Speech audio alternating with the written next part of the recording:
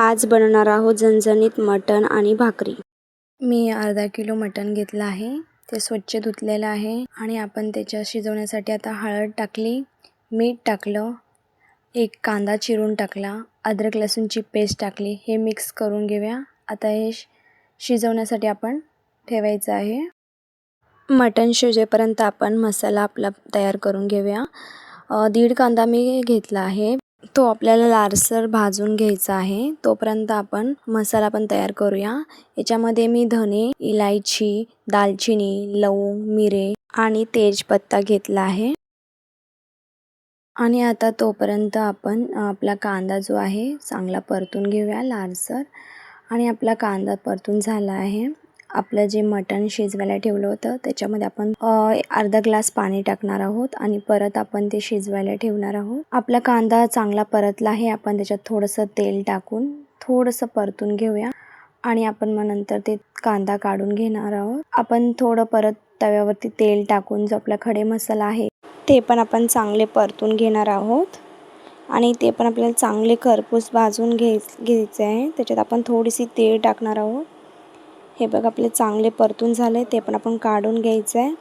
मग नंतर आपण परत थोडंसं तव्यावरती तेल टाकून जे खोबरं आहे ते खोबरं परत चांगलं परतून घ्यायचं आहे।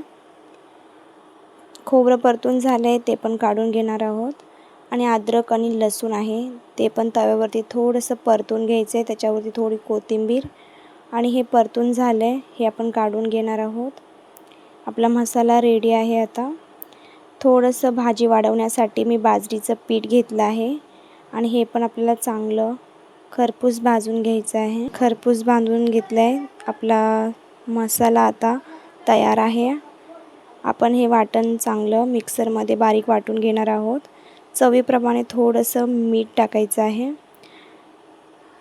आता आपण जे मटण शिजवायला ठेवलं होतं ते मटण चांगले शिजलं आहे।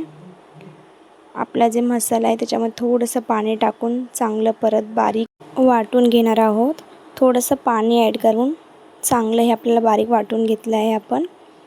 आणि आता आपल्याला फोडणी द्यायची आहे, तर मी टोपमध्ये थोडंसं तेल घातलं आहे, जे मसाला फ्राय होईल एवढं। आणि आपण त्याच्यामध्ये जे आपलं वाटण केलं आहे ते सर्व टाकायचं आहे।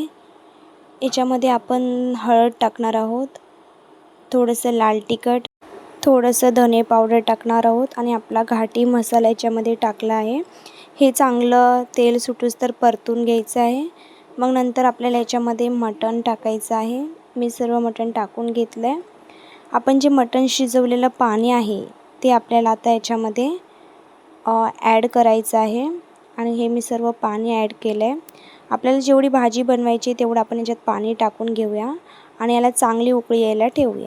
भाजीला उकळी येईपर्यंत आपण भाकरी बनवणार आहोत। मी 1.5 वाटी बाजरीचं पीठ घेतलं आहे आणि थोडंसं मीठ टाकलं आहे। आपला तवा गरम होण्यासाठी मी ठेवला आहे गॅसवर आणि मी थोडंसं पाणी टाकून हे चांगलं व्यवस्थित पीठ मळून घेणार आहे। आणि जसं मी व्हिडिओमध्ये दाखवत आहे तसं आपल्याला पीठ चांगलं मळून घ्यायचं आहे। तेव्हा आपली भाकर आहे ती चिरणार नाही किंवा फाटणार नाही, बरोबर व्यवस्थित बनेल। हे बघा मी आता भाकरीसाठी जो पीठ आहे ते घेतलं आहे। आपल्याला जशी छोटी मोठी बनवायची आहे तसं त्याप्रमाणे मी थोडंसं पीठ खाली टाकलं आहे आणि आता मी जी भाकर आहे ती भाकर थापायला घेत आहे। आपल्याला राऊंडमध्ये थापण्यासाठी मी जसं व्हिडिओमध्ये दाखवत आहे त्याचप्रमाणे आपल्याला भाकर थापवायची आहे आणि जेवढी तुम्हाला हातावरती घेता येईल त्याप्रमाणे तुम्ही भाकर थापून घेऊ शकता। आणि आपली भाकर आता थापून झाली आहे, ती मी तव्यावरती टाकली आहे। जी खालची बाजू होती तिच्यावरती मी पाणी लावत आहे। वरून पाणी लावून झालं आहे आणि आपण आता ती खालची बाजू जी शेकली आहे ती आता वरची बाजू जी आहे ती आपण शेकायला पलटली आहे। आणि आपण आता जशी भाकर ही बनवली तशी आपण दुसरी भाकर बनवून घेणार आहोत त्याचप्रमाणे। तर आपल्या अगोदरचे पीठ उरले होते त्याच्यामध्ये मी थोडेसे पीठ टाकून थोडंसं मीठ टाकून पाणी घालून आपलं चांगलं व्यवस्थित पीठ मळून घेतलं आहे आणि आपल्याला ह्याचप्रमाणे पीठ मळायचं आहे। आणि आपण जी तव्यावरती भाकर टाकली होती ती भाकर देखील आपली खालच्या बाजूने भाजली आहे, तर आपण तिला परत थोडंसं भाजण्यासाठी ठेवलं आहे आणि आपण आता ती भाकर जी आहे ती पलटणार आहोत. तोपर्यंत आपण जे आता पीठ मळलेले आहे त्याची आपण भाकरी बनवून घेणार आहोत, म्हणजेच थापून घेणार आहोत. तर मी थोडंसं पीठ टाकून आपली चांगली व्यवस्थित भाकर थापवायची आहे. बघा आपली तव्यावरची भाकर अशी चांगली फुगली आहे आणि आपण ती पण चांगल्या खालच्या बाजूनी भाजून घेऊया.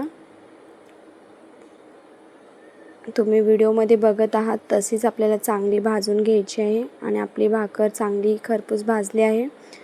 तसेच आपण ही दुसरी भाकर देखील चांगली व्यवस्थित थापून घेणार आहोत आणि मी जी व्हिडिओमध्ये दाखवत आहे त्याचप्रमाणे आपल्याला भाकर थापून घ्यायची आहे.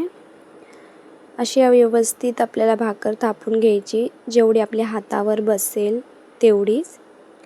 आणि मी व्यवस्थित आपली भाकर थापून घेतली आहे. गॅस थोडा फास्ट केला आहे आणि आपली जी भाकर आहे ती वरती तव्यावरती टाकली आहे.